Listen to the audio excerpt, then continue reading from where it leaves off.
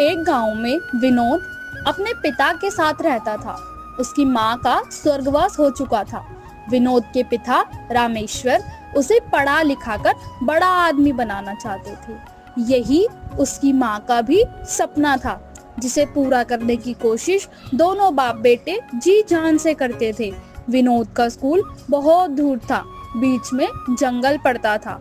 वह सुबह जल्दी घर से निकलता था और जंगल के रास्ते से स्कूल जाता था।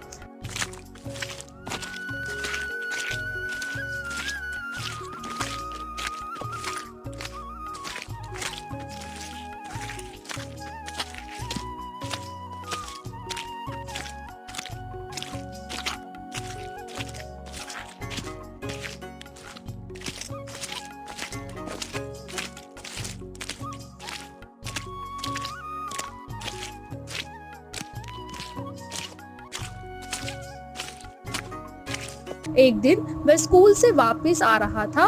सुनसान जंगल में उसे कुछ आवाज सुनाई दी।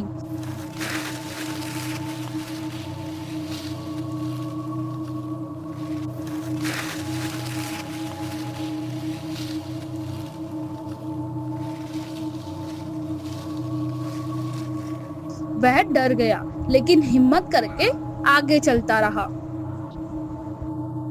लड़की कहाँ जा रहा है?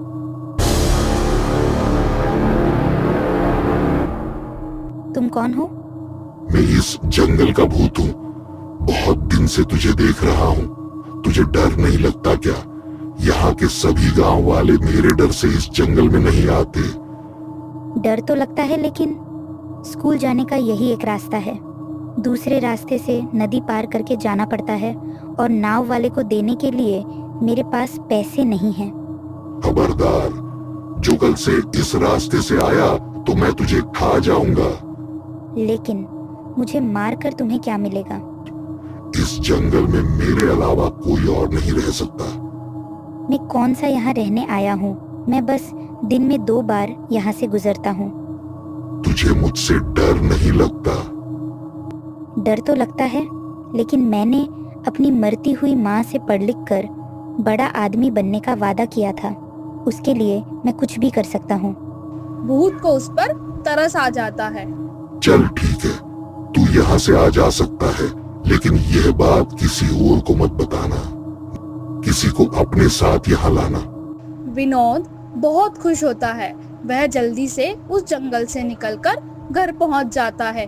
विनोद अपने पिता को सब बताना चाहता था, लेकिन वह अपने पिता को कुछ नहीं बताता, क्योंकि अगर वो बता देता तो उसके पिता रामेश्वर उसको जंगल में जाने से मना कर देते।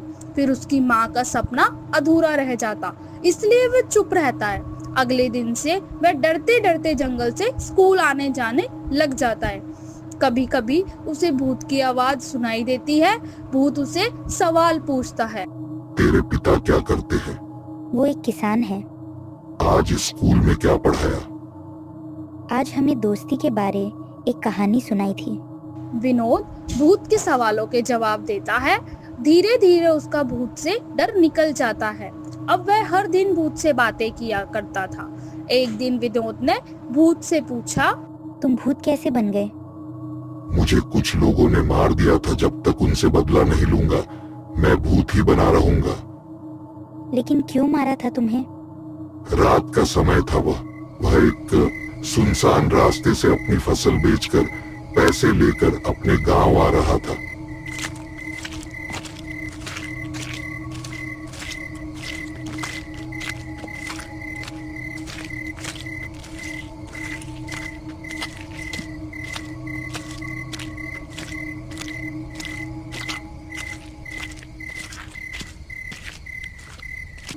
तभी 4 लोगों ने मेरे पैसे छीन लिए और मुझे मार दिया।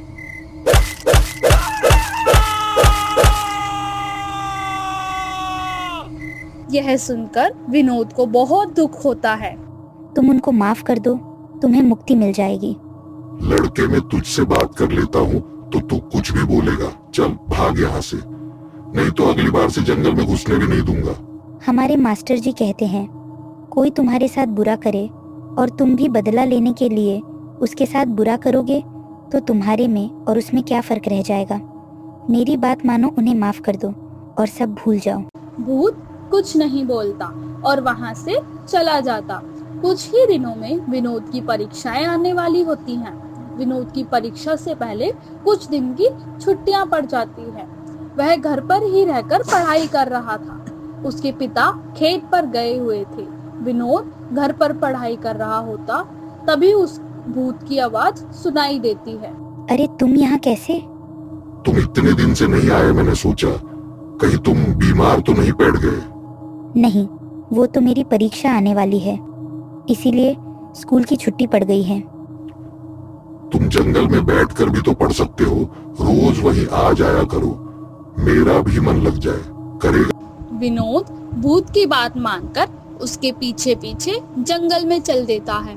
वहाँ एक पेड़ के नीचे बैठकर पढ़ने लगता है। अगर तुम चाहो तो मैं तुम्हें नकल करा सकता हूँ। मैं तुम्हारे सामने कॉपी लेकर आ जाऊंगा मुझे, और कॉपी को केवल तुम देख पाओगे। तुम देखकर पेपर दे देना। नहीं, यह गलत होगा।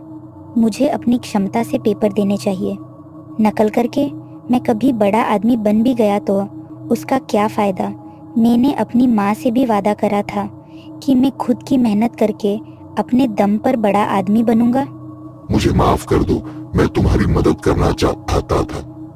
अगर तुम मदद करना चाहते हो तो सुनो, उन लोगों को माफ कर दो और मुक्त हो जाओ। पिताजी, ये कौन थे? बेटा, ये सब गुंडे थे। इन्होंने एक आदमी के पैसे छीनकर उसे मार दिया था। ये बता रहे थे बहुत दिनों से परेशान थे, न खा पाते थे न सो पाते थे। लेकिन कल वही आदमी इनके सपने में आकर बोला कि रामेश्वर जी के बेटे विनोद के कारण मैं तुम्हें माफ कर रहा हूं। तब से ये चारों हमें ढूंढ रहे थे। अब चारों जाकर पुलिस स्टेशन में पेश होने जा रहे हैं। पता नहीं ये हमें कैसे जानते हैं। विनोद अपने पिता को सारी बातें बताता है, जिसे सुनकर उसके पिता पहले तो डर जाते हैं, लेकिन जब वे शांति से सारी बातें सोचते हैं तो लोकेश को लेकर जंगल में पहुंच जाते हैं। विनोद भूत को आवाज देने लगता है, लेकिन वहां कोई नहीं आता। बेटा, वह अब मुक्ति पा चुका है। चलो अब घर चलें। विनोद रोते हुए घर वापस आता है। यह बात पूरे गांव में फैल जाती है। अब गांव के लोग बिना किसी डर के उस जंगल से आने जाने लगते हैं। सही रास्ते पर चलकर ही दूसरों को सही शिक्षा दी जा सकती है।